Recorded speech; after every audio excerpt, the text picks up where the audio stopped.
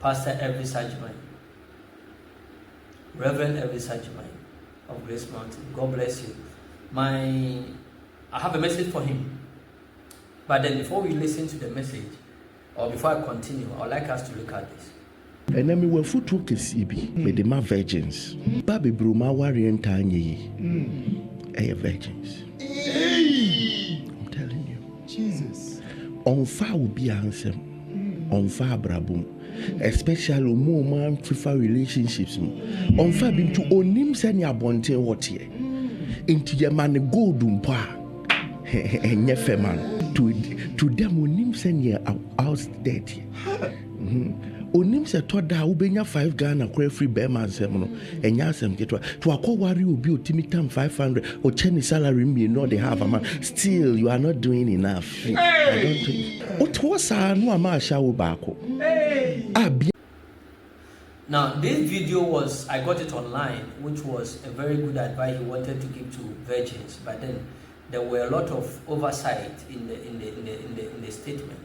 He was trying to say something that because of lack of experience in the virgin girl's life, they don't appreciate anything and all that and all that. Unfortunately, Papa, you had a very good motive. I know you had a very good motive, but then the message was an oversight. Some of us, we were unfortunate. We were in the world before we came into Christ. And I can assure you, there are people that have lived ruthless life as a woman in so many ways, and they are still as bad as anything you can think. I know you are a man of God, and people comes to you, you hear things. But my point I want to make here is that a person's character is not based and cannot be defined by the sexual status of the person. Whether he's a virgin or he's not a virgin, whether he's a prostitute or not. But there are 3 main reasons, or there are 3 main ways a person gets a character. One of them, the first one, is through bloodline or genetics. Even that one, I will conclude it. Okay? The person that gave birth to the person and the upbringing. 2, environment. The place the person grew up from also can shape the person's character. 3, what the person has been through. What the person is being exposed to. Either televisions, either books, either by life experiences and everything, also shaping a person's character. In all these three, it is what the person decides to accept and endorse in his life that stays. That is why you see somebody, the parent might be a particular way and the child is not like that. You can see somebody who grew up from a violent environment and the person is not like that. You can see somebody who have had experience in so many things and it doesn't reflect in his character. It is what the person accepts and the person endorses.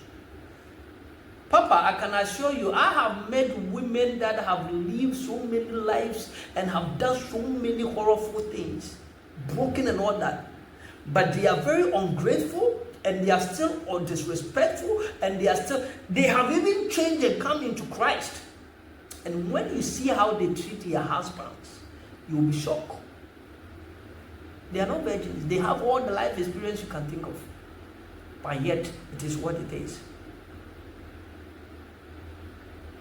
We have those that have experienced anything worse in life and still are ungrateful. And we have virgins that are also worse, with worse character and ungrateful at the same time. And we have virgins that have a very good character. It is a privilege to be a virgin. Honestly, that's the spiritual truth.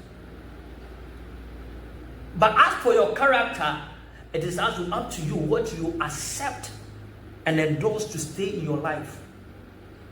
Now, when you become a Christian, you must know that the only thing you can accept and endorse as a Christian woman has to be what the Bible and the scriptures teaches. And your role models, is not those you see in the television, but is of that of what? Mary, Sarah, and all the good women in the scriptures. This should be your pattern of modeling your life and character. And that is a command. It's not optional. We preachers have to let the masses know this truth. That character-based and other stuff is not optional.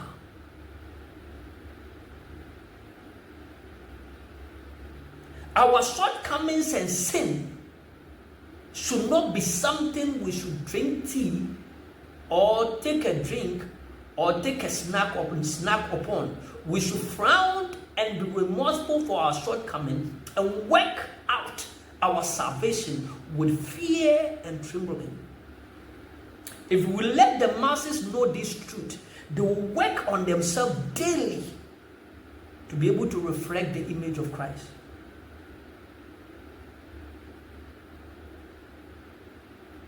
It's not all virgins that are ungrateful. It's not all virgins that don't have character. And it's not everybody that have had experiences and have done so many things that his character has changed him and now he's grateful or has a good character. Some are worst. Some also, what they've been through can change them. That's why I said that is what you accept and endorsed. I have met both sides in my walk of life. So I know, and anybody that will be honest enough will say the same thing, that it is there. People's character is not based on their sexual status. So that advice was an oversight advice, even though you mean well. Where I got this message, the lady was like, so what is he trying to tell us on social media? Is he trying to tell us that we should go into the world and live a promiscuous life, or live a prostitute, or gain experience out of a bad living? And I commented on the lady's message under his comment that no, that is not. I know him. That's not what he meant. But then it was so difficult to defend that message because it was very clear. Because that's what it really sounded. That listen, instead of keeping yourself, you have to go out there to go and experience life anyhow you wanted it. No, people's character is not based in their sexual, but it's a privilege to be a virgin, and it's a privilege to men to marry a virgin. A lot of privileges. If I had the time, I'll talk about the virgins some other time, but not today. Today, my message to my papa, Pastor Evans, is that the advice was of a very good motives. But then probably the choice was always were the oversight. People's character is never. No. No matter how issues or cases have come before you in your walk of life as a pastor and all that, it still does not justify, because out there are a lot of stuff. You see, one thing the devil is doing is that sometimes he can bring a wrong thing to let it get good results. For if you are not careful, you might think, okay, the wrong way is paying or is giving good results. Results are very good, but sometimes we have to be very careful how the result came. Because if we are basing everything on results, the worldly person is making money, the worldly person is marrying right, the worldly person is doing so many things that the Bible expects Christians to do. Does it mean it's right? Because all these people who have experiences of a different form and they claim that they got married and they are being good wives, some of them is a lie. Some of them, they tie their husbands. We should know that we are not in the house with them. The only way you can have a peaceful relationship and marriage with your husband is a total God-fearing submission. It has nothing got to do with your experience. So I'll be really drawing your attention to it. If possible, you can use the same platform to reverse this statement, because whatever we say, the scriptures make us clear that we'll give an account of it, and also how people are taking it.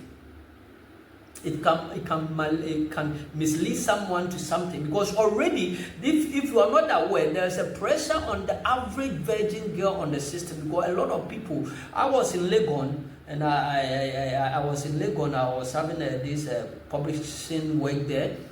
When you talk to them, most of them will tell you that the young girls, level 100, and those girls, they'll be like, they are saying men are not even interested in marrying virgins these days. It's a lie. Who said that?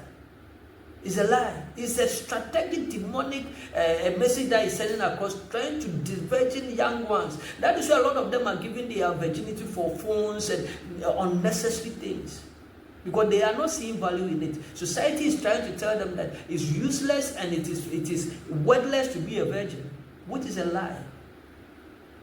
If it is worthless to be a virgin, God himself will not choose a virgin and pass the Holy Desire through it. To marry a virgin is the biggest privilege. It's a gift God will give you. Will give anybody. Because we have three major battles in life. We have ancestral or bloodline battles. We have your own destiny battles. And we have marital battles. These things are there. So if you are not careful and you go and join yourself to somebody that has a whole lot of things following him, your battle becomes thicker. It becomes thicker. But when you marry a virgin, at least that side of battle, you've taken it out. You are left with two: destiny and bloodline battles. Anyway, I don't want to talk about all these things. God bless you, Papa Elvis. I enjoyed yesterday's half hour, and we will still join today. I join every day.